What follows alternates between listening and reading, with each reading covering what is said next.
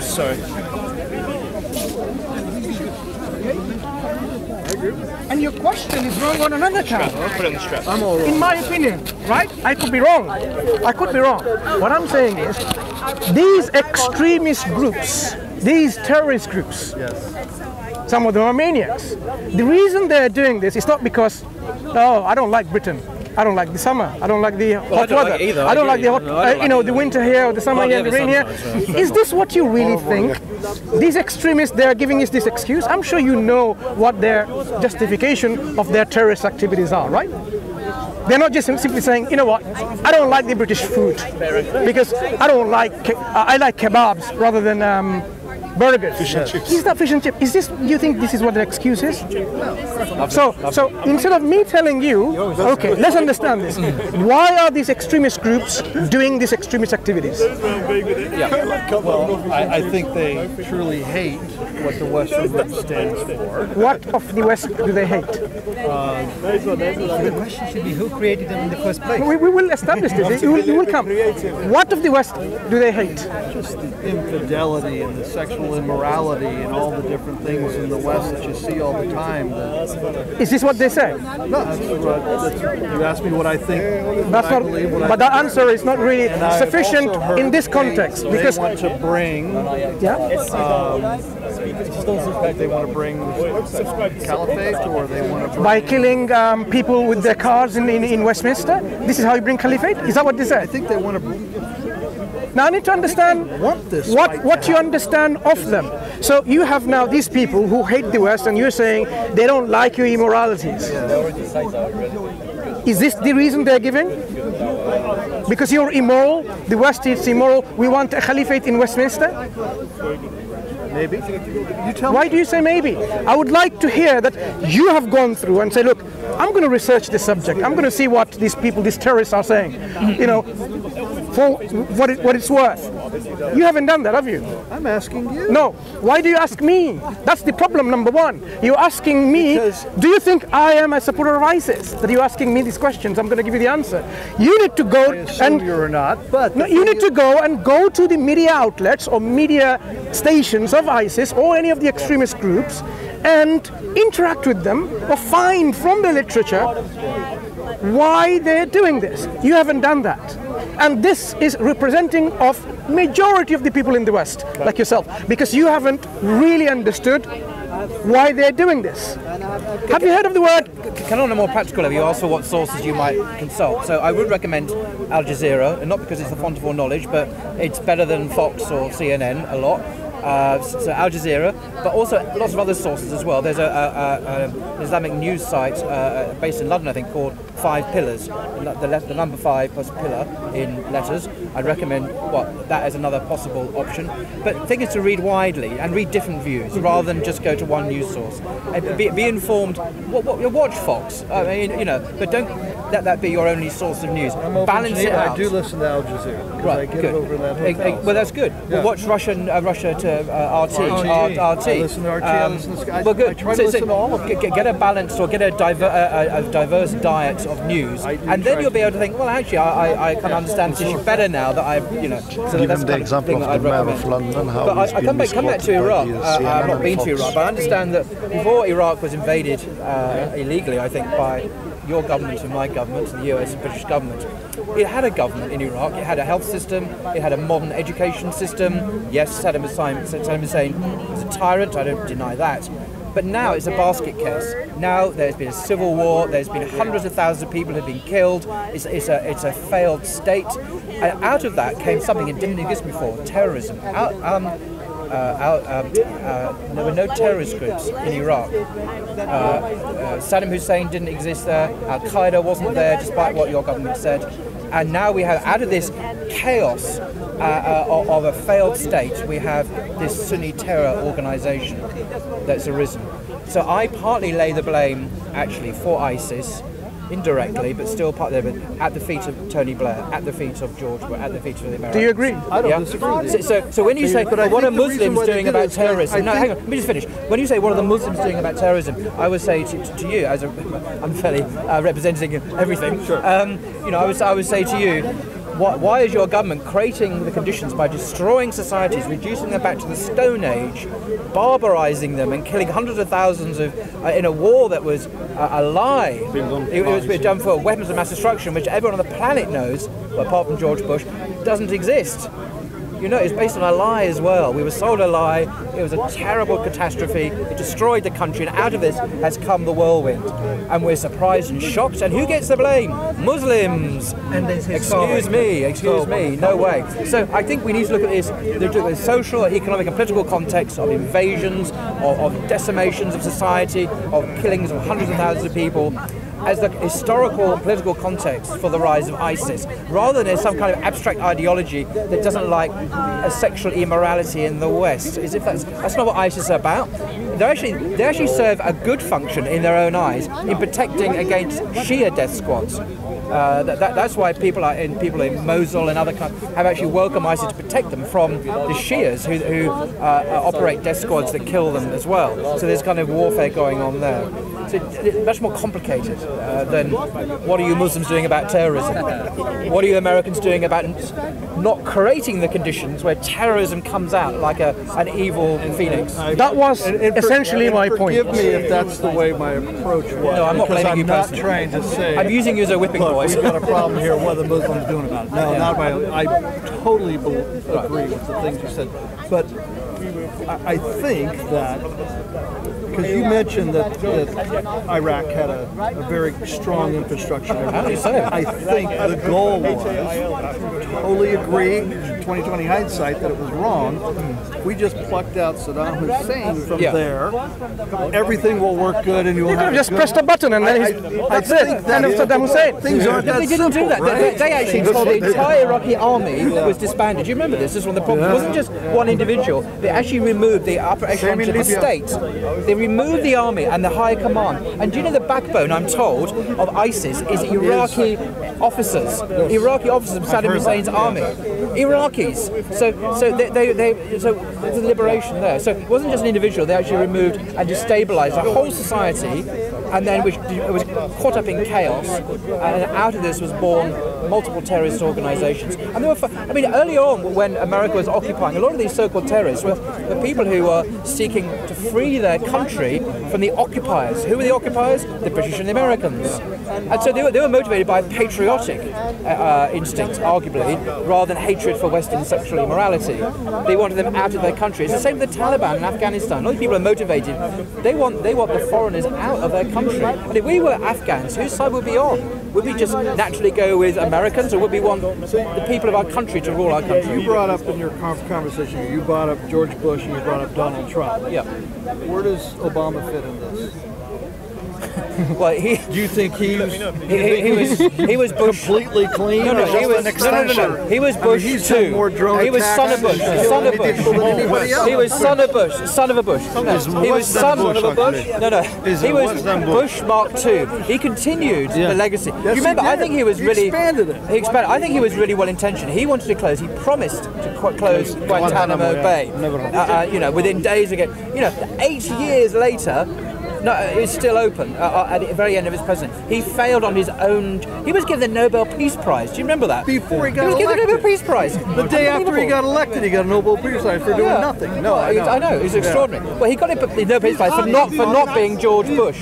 That's why he got it. The right place, Initially. but the Republicans stopped him doing his work. Well, I'm not going to blame game. Anyway, returning to your original question, why I said I felt that this was a wrong question. Yes. It's not what Muslims should do. Muslims have already What should we done. all do? What should you all do? I think the responsibility, you have to take some responsibility with you in your hands and say, look, And I agree. the reason why, as my brother have Truth about expounded and anything. explained, it's created huge division between but the West as we have now realized, the rise of these terrorist organizations is partly and mainly to do with this political situation, the devastation created by our governments of respective countries. So you should not allow this to happen. And since this is happening, you should, stop invading Muslim countries. Would be a great Stop start. it tomorrow. Thank you very much.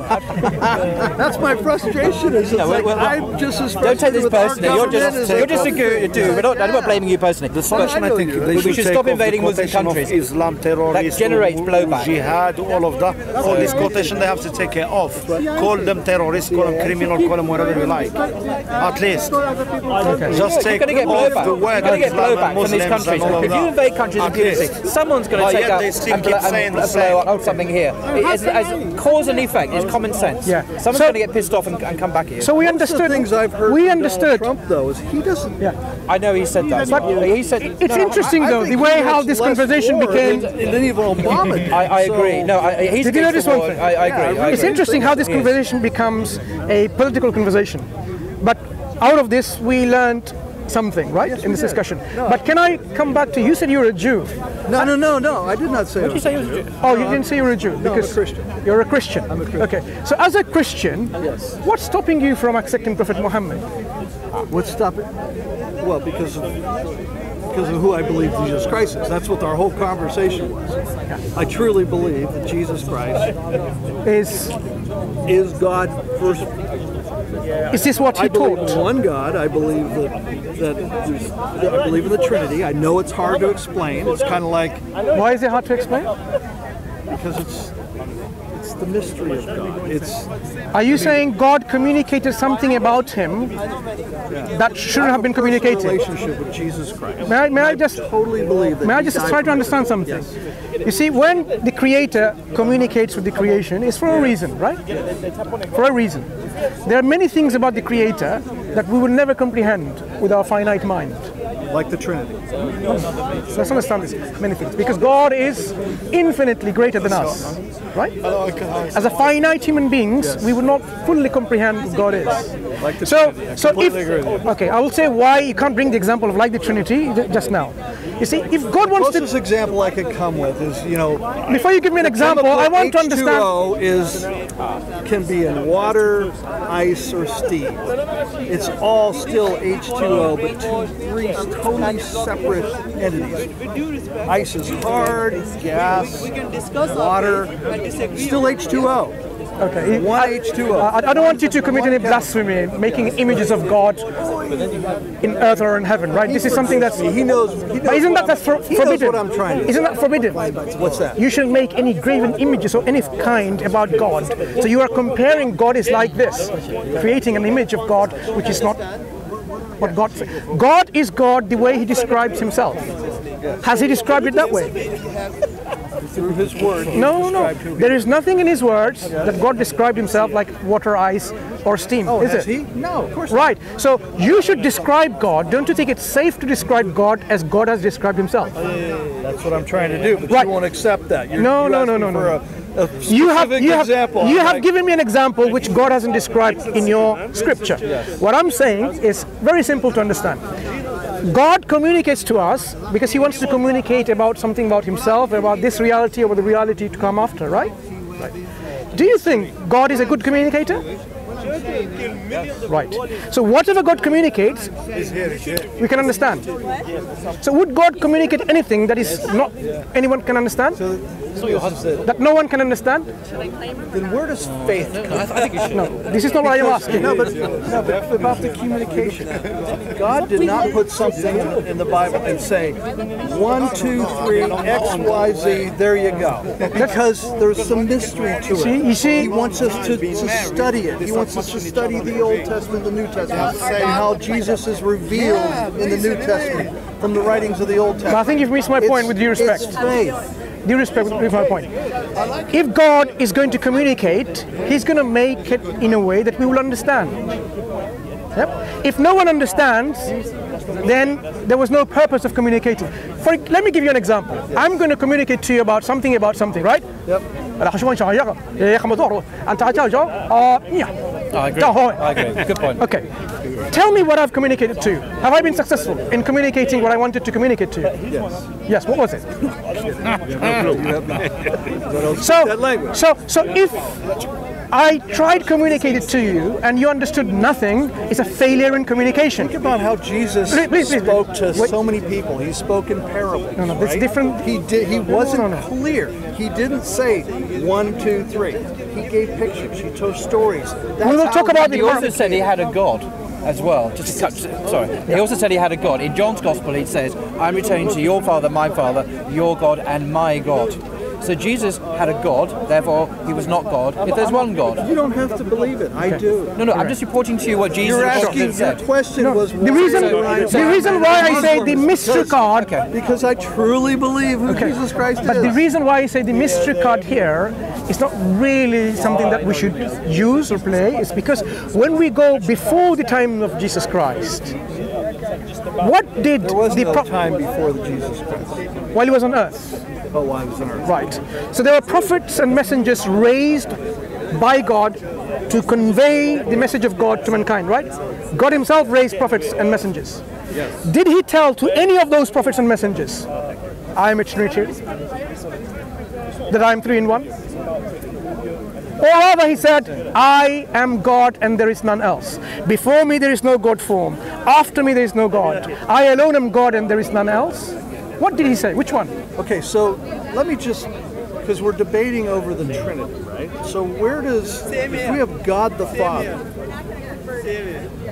where does the Holy Spirit come? What is the Holy Spirit? Let's go one step at a time, because instead of engaging with the subject at hand, You want to? No. Debate about Jesus. We're not debating. Let's We're just just simply say saying, if we find before Jesus, the man, the prophet, peace be upon him, who was walking on this earth and conveying the message of God to the people, there were a series of prophets and messengers beforehand. If they are indeed from God, and God communicated to them about himself, They all said exactly what would happen. Okay, said exactly what happened to Jesus. did they ever tell the people God is a Trinity? 53. Did they tell the people, like for example Abraham and Moses, did they say, peace be upon these prophets, that God is a Trinity?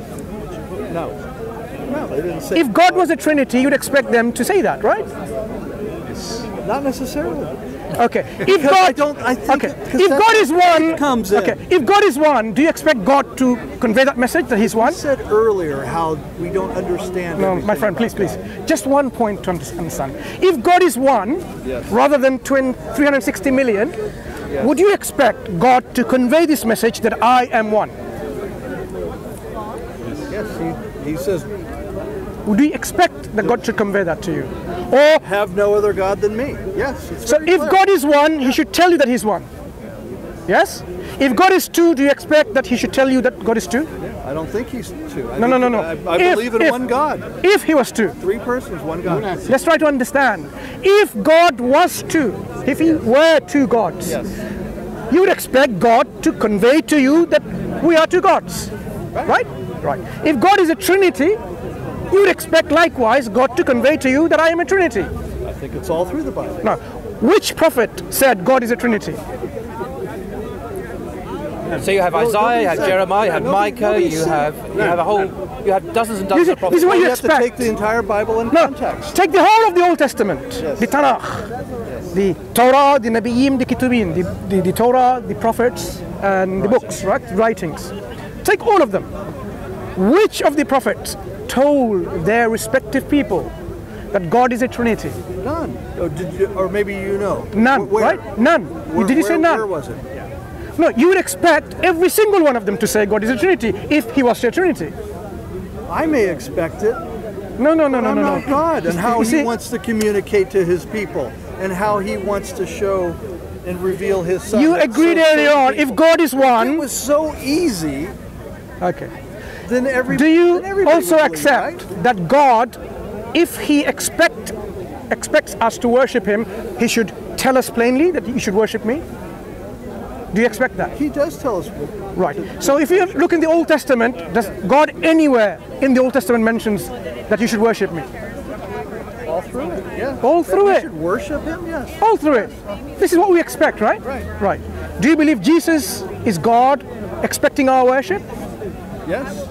Can you find a verse even one throughout the whole of the entire New Testament where Jesus makes it clear that you should worship me? I think so. My special Muslim Bible. I got it. Okay. You won't find any. You would not find any. I'm not just making this claim, it's a fact of reality. Can I just make a footnote to that? Jesus was asked in Mark's Gospel, what is the greatest commandment? And he repeated the Shema. This is the 3 times a day creed, if you like, that Jews recite even today.